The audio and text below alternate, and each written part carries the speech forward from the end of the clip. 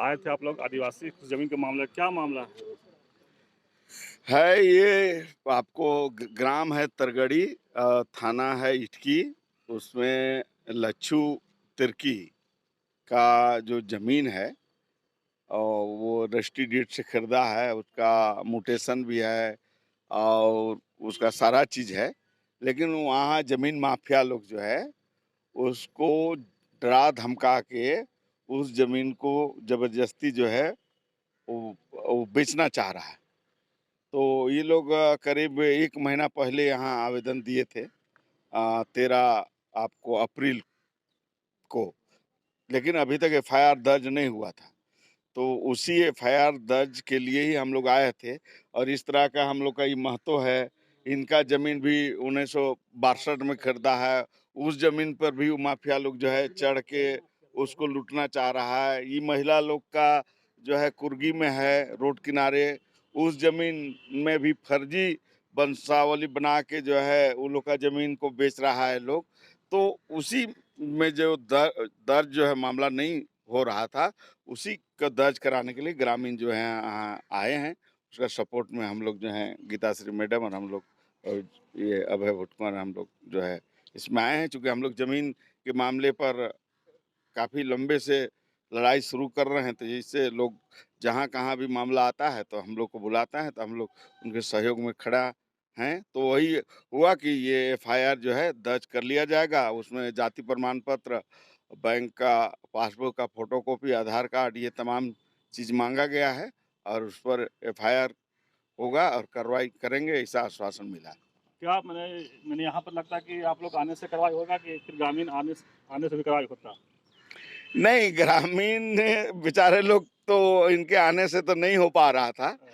तभी तो हम लोग को आना पड़ा, क्योंकि 1 महीना हो गया और अभी तक दर्ज नहीं हुआ मामला, तो निश्चित है कि इनके आने से भर तो नहीं हो रहा था, तभी हम लोग को इनके साथ आना पड़ा सपोर्ट में कि आप भी आए हैं साथ में। कैसा बिल्कुल। लगा कि आप लोग एक जनप्रतिनिधि हैं, क्या मैंने समस्या सुलझेगा? नहीं, सुलझना चाहिए, हम लोग तो इसी मकसद से ही यहाँ पर आए हैं कि जिस तरह का आए दिन हम लोग देख रहे हैं, चाहे वो रांची राजधानी हो या फिर ग्रामीण इलाके हों, रांची जिला के ही। अ, हर प्रखंड में आप देख लीजिए इस तरह के जो बहुत सारे केसेज़ हैं और आज भी हम लोग इटकी का ये मामला है और 2-3 मामले ऐसे हम लोग जिसके साथ में आए हैं यहाँ पर। गैंग्स माफिया जो है, भूमाफिया जो है, बड़े ज़ोरदार तरीके से सक्रिय हैं और लोकल थाना वहाँ से बोलते हैं कि नहीं आप एसटी-एससी थाना जाइए, वहाँ यहाँ से बोलते हैं कि नहीं जो लॉ एंड ऑर्डर वाला तो जो है उनको ही देखना है। तो इस तरह की जो बातें हम लोग देख रहे हैं तो उसमें तो आम आदमी पिसता चला जा रहा है और क्योंकि धमकी मिली है, डरे हुए रहते हैं लोग और आज के डेट में जो है, जो बाप-दादा की ज़मीन जो है, जिस तरह से अतिक्रमण और जिस तरह का कब्ज़ा देखने के लिए मिल रहा है, तो ये बहुत ही मतलब चिंताजनक बात है। तो हम लोग आना हमारा मकसद यही है कि ताकि थोड़ा-सा पदाधिकारी, प्रशासनिक पदाधिकारी भी इसकी तरफ संवेदनशील हों और समझें कि एक व्यक्ति जिसकी ज़मीन मतलब जो है आज की डेट में तो हम लोग सभी लोग जान रहे हैं कि ज़मीन का रेट कितना ज़बरदस्त भागा हुआ है। उसमें अगर पुराने अपने तौर पे जो कायमी रैयत हैं, उनका ज़मीन चला जाना उनके लिए कितना ही उनके लिए मतलब नुकसानदायक होगा। आदिवासी ज़मीन को बेचने के लिए आदिवासी ही लोग ये हैं, इस पर आप क्या कहेंगे? हाँ, ये मतलब कुछ दिग्भ्रमित लोग हैं, गलत लोग हैं, गलत सोच के और मतलब ये सोचते हैं कि बस पैसे से ही मतलब होता है उनको। उनका कोई ये नहीं है, ईमान धर्म नहीं है। वो ये नहीं सोच पाते कि हम अपने ही लोगों का नुकसान कर रहे हैं, उनके ही खिलाफ जा रहे हैं। तो उनको भी ये समझना चाहिए और ये जानी हुई बात है कि जब तक आप उस समुदाय के लोगों को नहीं शामिल कीजिएगा साथ में, तब तक एंट्री मुश्किल है। तो इसीलिए उनको एक तरह से मोहरा बना के आगे किया जाता है। आप लोग एक बार उन लोग के साथ बैठक करके इसका मैंने बचाव के लिए मैंने कुछ कर रहे हैं? संभव हुआ अगर बैठने के लिए वो लोग तैयार होंगे तब ना। वो लोग तो आते हैं धमकी देने वाली जो लहज़ा रहता है और उस तरह का जो इनका मकसद ही अलग है ना। तो उनसे हम लोग क्या करेंगे? तो इसलिए प्रशासनिक तौर पे कड़ाई हो और कार्रवाई हो, तो जाके ही इन लोगों पे लगाम लग सकती है। आप बताइए, आप भी आए हैं, मैंने कैसा लगता है आदिवासी की जमीन बचा पाएंगे आप लोग? स्टिल फोटोग्राफी करिए।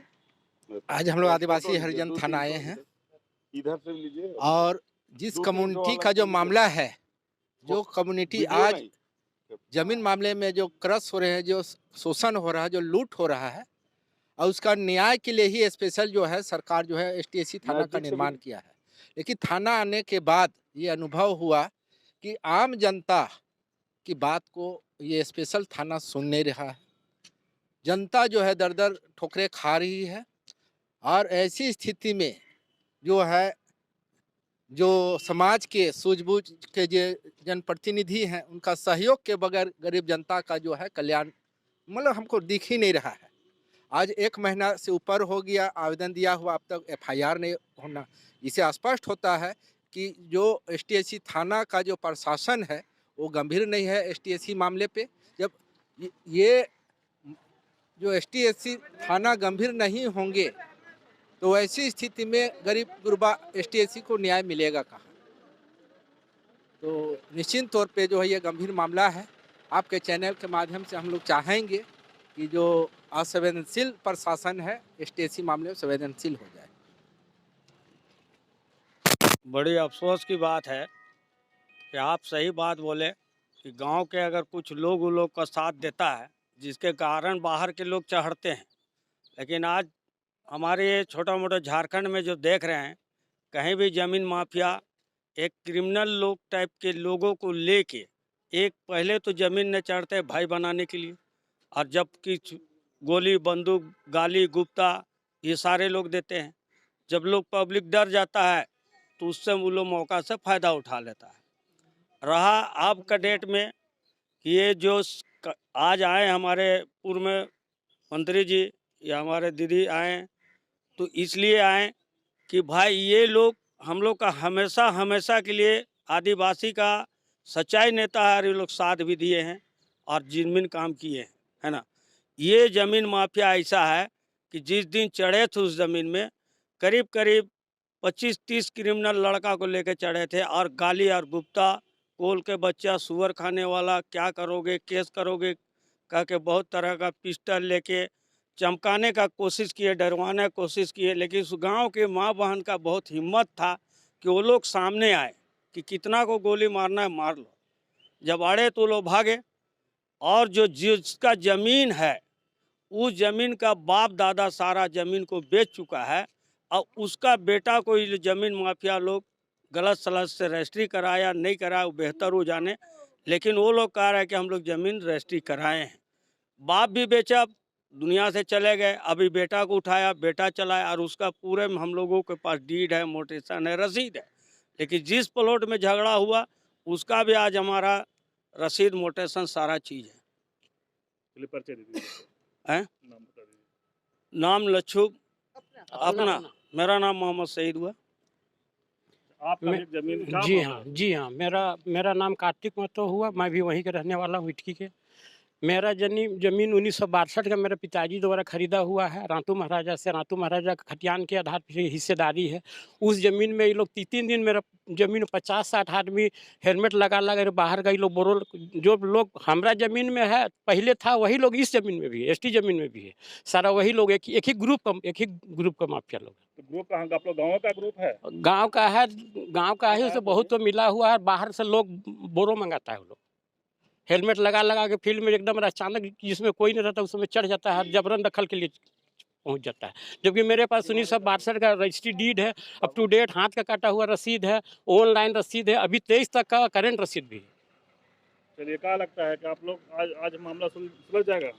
सुलझेगा, जरूर सुलझेगा। परिचय दे दीजिए। मेरा नाम कार्तिक महतो, ग्राम इटकी।